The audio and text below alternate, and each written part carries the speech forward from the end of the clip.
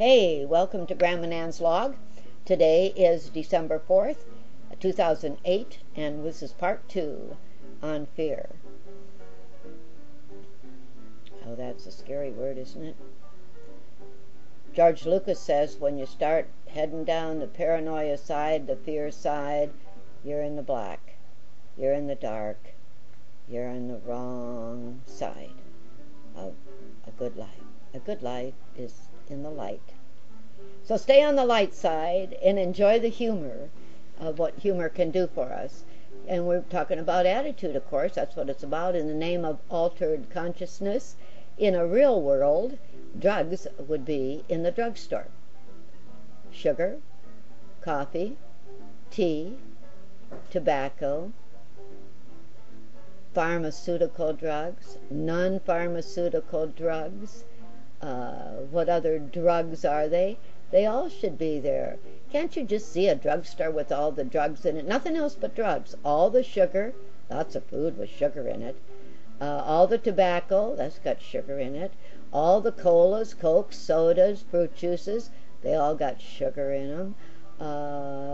All of the sweet donuts and pies and cakes and all that's got the sugar in it. All the cereals have got sugar. The aisles and aisles in the drugstore of sugar products.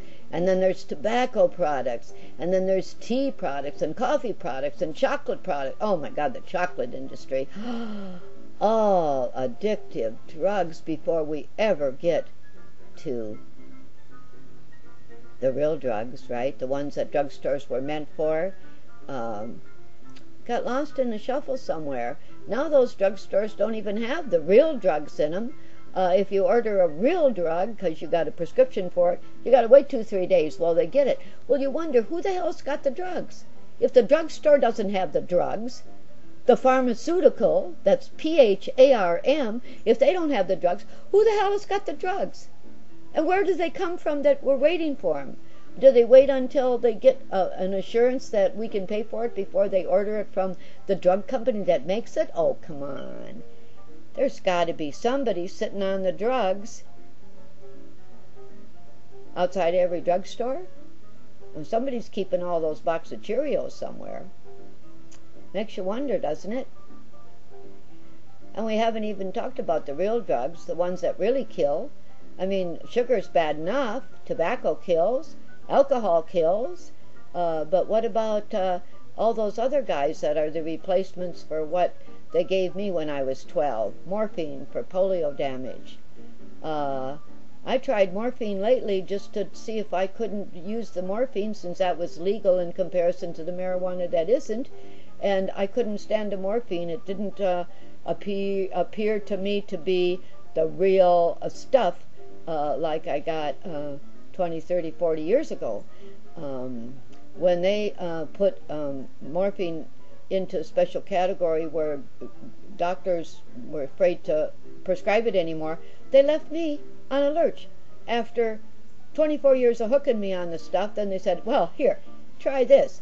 Valium, Librium, antidepressants. Those are terrible drugs. None of them worked. None of them were for pain. It was absolutely stupid. It was like, oh, well, you enjoy a pain pill? You feel better because you took a pain? Well, then we got to take it away from you. And that is just...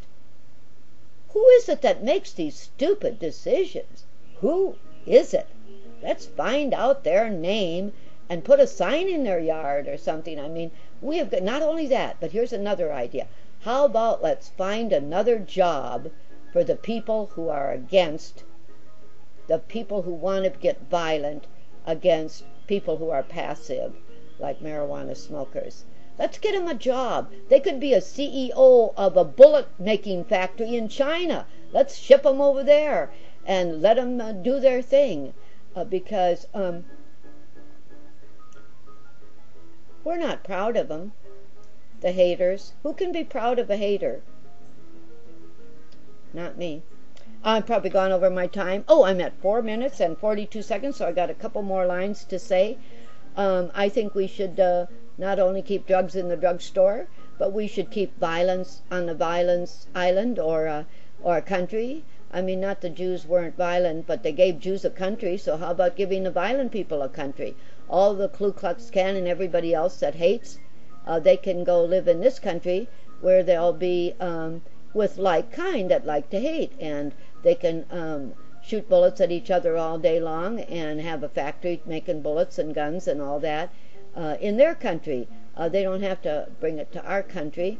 Our country was born on the idea of getting rid of that sort of thing, weren't we? I mean, we the people of the United States, in order to form a more perfect union, establish justice, ensure domestic tranquility, provide for the common defense, promote the common welfare. Wasn't that kind of like peaceful idea? I mean, yeah, you could put some guns in there. That'd make Charlton Heston happy. Oh my God, he was handsome when he was younger. He didn't look so good on that tape Michael Moore did of him, huh? Poor guy. He should have stayed inside and kept the door shut. Talked to him by the microphone. But hey, we get old and we don't want to hide. He was trying to make his point. I'm old and now I'm trying to make my point, so I guess I don't want him to run you down. But here's another thought.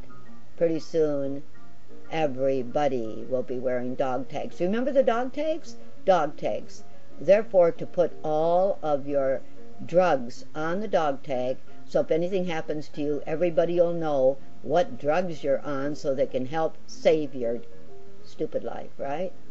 So, dog tags, that's what's coming. Every pharmaceutical is going to pass out the dog tags when they give you a prescription, right?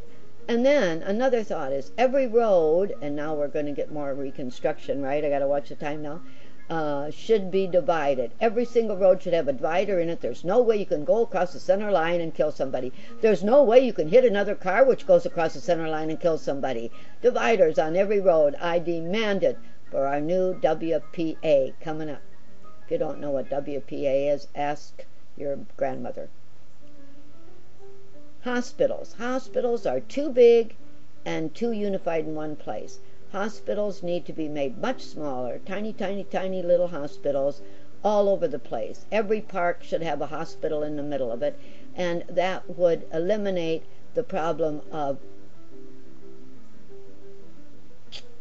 bacteria and viruses killing everybody in hospitals. I mean, it's really bad. I've heard of people getting trench mouth because they put their teeth in a cup of water. I mean, come on, that's pretty bad. I know people that have gone to the hospital for some checkup and have died, first from something we don't know because they aren't going to tell us, and next from pneumonia. Pneumonia is usually the killer. That's what I'm afraid of. They're going to haul me off to the hospital and I'll die of pneumonia. So I'm into little tiny hospitals that are more like little clinics, and they don't have this great big huge bunch of shit, right? I mean, the laboratories now are totally away from the doctor's offices. You go to the doctor for something, she says, here, take this piece of paper and go 14 miles from here to see the laboratory. Let them take your blood, take your urine, take your tests, run you through the I mean, nobody has to go to the hospital for that stuff anymore. Laboratories have got all that good stuff now. So hospitals are a thing of the past and need to be dismantled. Okay, and as far as the military and the jailers are concerned, they're kind of in the same category. They like to hurt people, jailers and the military. So I say to them, the best thing we can do for them is to elevate their knowledge. What's the best way to elevate their knowledge? Teach them languages. Everybody should learn all the languages of the world. And I gotta go. I'm into 9 minutes. So see ya. Stay healthy, happy, and high. We'll talk to you again.